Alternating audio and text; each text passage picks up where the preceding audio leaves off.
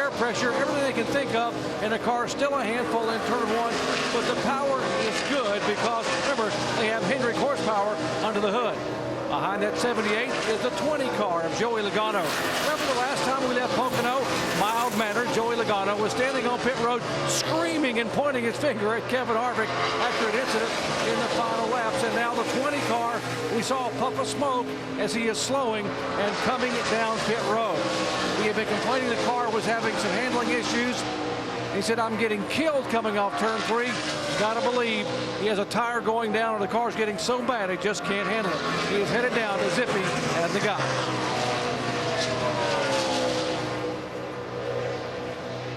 All right, so here is the stop for the Home Depot team as they are now in. Logano, remember he last came in back at lap 48, so a little bit early, I think. Kick, you're on clear, all the way to the wall. All the way out, second gear, all green. Let's check in with Mike Massaro. And Biffle now on pit road, making his stop. As you recall, they've had some problems throughout the course of the day. He was not very happy. The last time he came down pit road, they made a shock adjustment. They removed a shim from the right front. No adjustments of that sort this time around. Greg has been relatively happy since that adjustment. 4 tires on that car. Right behind him, Matt Kenseth making his stop, coming in for service. As we mentioned not too long ago, the car just a little bit loose. They're going to try to tighten him up a little bit with a chassis adjustment. 4 tires and fuel for Kenseth. And we've noticed a couple of these cars coming a little earlier than we anticipated. We thought they'd go 30-35. They're coming in before lap 30. So. Yeah, and I think part of that is they're seeing how much time they are losing. So we see Dale Earnhardt Jr. in here, that they're just continuing to lose time. They know that they can make up just a little bit of time. And we see Jamie McMurray, last week's winner, on pit road now. So they want to utilize that. And it's not as big a gamble because we have the wave around now. If they happen to go a lap down, they can take that wave around and get back and be okay. Smoke is coming in as well in the 14, Jamie. And Tony Stewart making his way down, all the way down to the #1 pit box. Tony's car was getting a little bit better, but remember he was fighting loose and tight early on. They go to work on the right side. You see the clock ticking there. Kevin Harvick in as well. Their car is getting better as well. You see the wrench in the back window. They did make a chassis adjustment, filling it up with Sunoco fuel. And Mike Massaro, Jimmy Johnson's coming to you.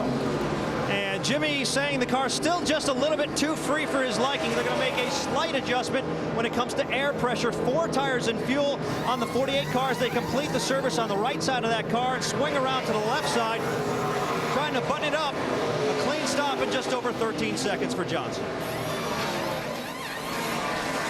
More chassis adjustment, air pressure for Jeff Gordon. Said I could be tighter off of turn 3, still loose off the tunnel turn. He is down and away as he just misses the 5 car of Mark Martin. Jamie. Close call for the 24, but Denny Hamlin is in safe and sound. They are making progress on this car. It's gotten better. 4 tires and fuel for Denny Hamlin. Don. Last night's winner in the NASCAR Nationwide Series race, Kyle Busch, said the car's getting better. He said, but the problem we've got is the same old problem we've had here in years past. The car just will not turn. Chassis adjustment, air pressure, 4 tires, and topped it off with Sunoco fuel. And as Kyle Busch comes off, you know, he won his 9th race here on the Nationwide Series. How about the other 8? Well, he picked up 1 win on the same weekend after winning on the Nationwide Tour, so he's got a little bit of work to do here. There's Casey Kane as he has completed his stop, and now we're waiting for everybody to cycle through because Carl Edwards is currently shown as the race leader as he now peels off and comes down pit road. Let's send it back down to Jamie Little.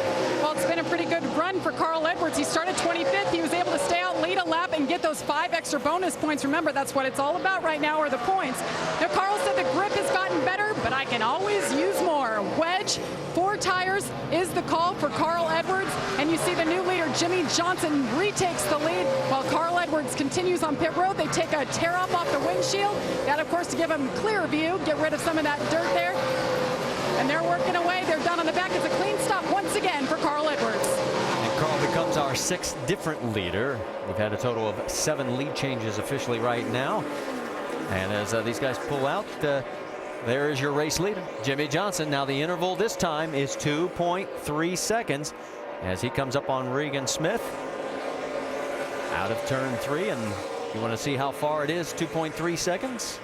That's the difference right now. It was, again, a 4.9 second lead before the pit stops started to cycle through. So as we go to break, let's take a look at what happens when Kenyatta Houston goes over the wall. A front tire changer for Reagan.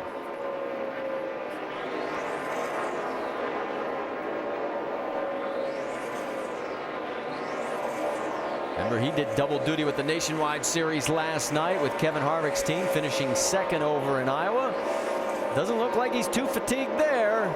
He does his job, and they're back underway. We've completed 80 of 200 laps. Jimmy Johnson has led 57 of them so far. Stay with us, more to come.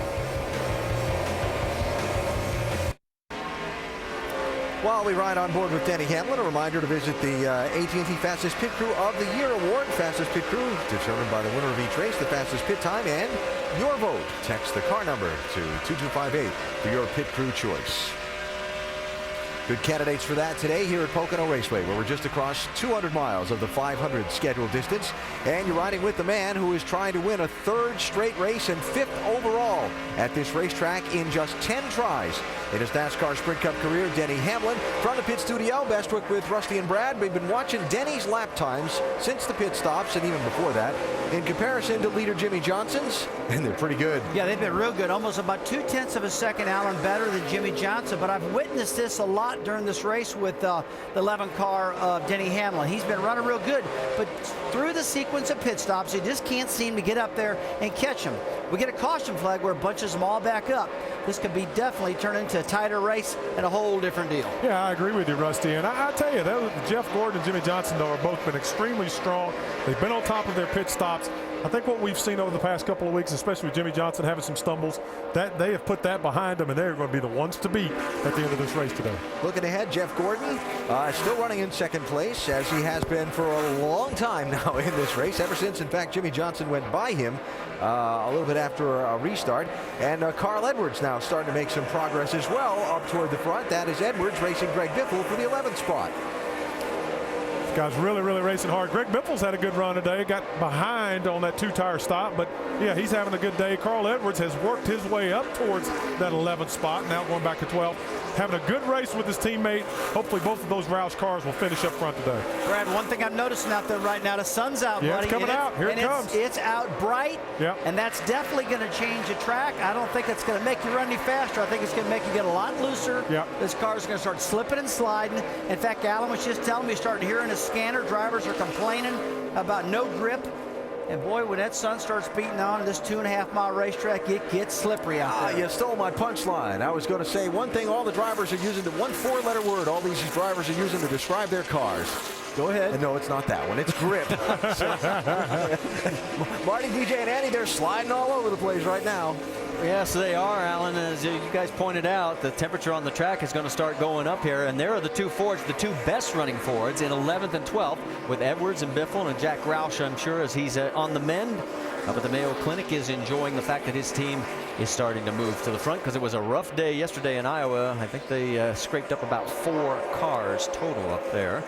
Back to the leader, as Jimmy Johnson's lead is now 4.4 seconds. And you mentioned the fact that Denny Hamlin is closing on Jimmy. He still is, guys. He is running consistently quicker lap times. I think that track temperature is having a lot to do with that. It's up 5 degrees plus since the start of the race, and that's going to change things. And Denny Hamlin, I believe, also runs this race fairly methodical. I think he was very confident going in, listening to his crew chief Mike Ford talk about his car. They were very confident. I think they've just been very patient about how they're going about this race, kind of conserving their equipment. They know they'll have something at the end. And I'll tell you another thing that I think's playing into Denny Hamlin's favor. We talk about this sun and the temperature going up, especially the track temp, is that we heard Denny Hamlin earlier on talk about his car being tight. Jimmy Johnson has been talking about his car being loose, and so Denny Hamlin's car now with this Sunshine Slicker racetrack is a better fit for what we have with track conditions right now. He's a couple of seconds closer to Jimmy Johnson right now than he was before that round of pit stop. So they're making gains with the car on the track and in the pit. All right, I've got 2 thoughts for you here. How about we take a look at the top 3? You've got Jimmy Johnson, Jeff Gordon, Denny Hamlin. Between those 3, they have 10 wins here at this track. Hamlin and Gordon have 4. Jimmy's got 3. So the flip side of that coin is, remember how we said last week there were some similarities to Indianapolis and here, but only 5 of the current top 6 in the running order? Well, those 5 finished outside the top 10 last week. So where do we go with that one? Well, it's not over yet either. I mean, that's where they're running right now. So we'll see how it works.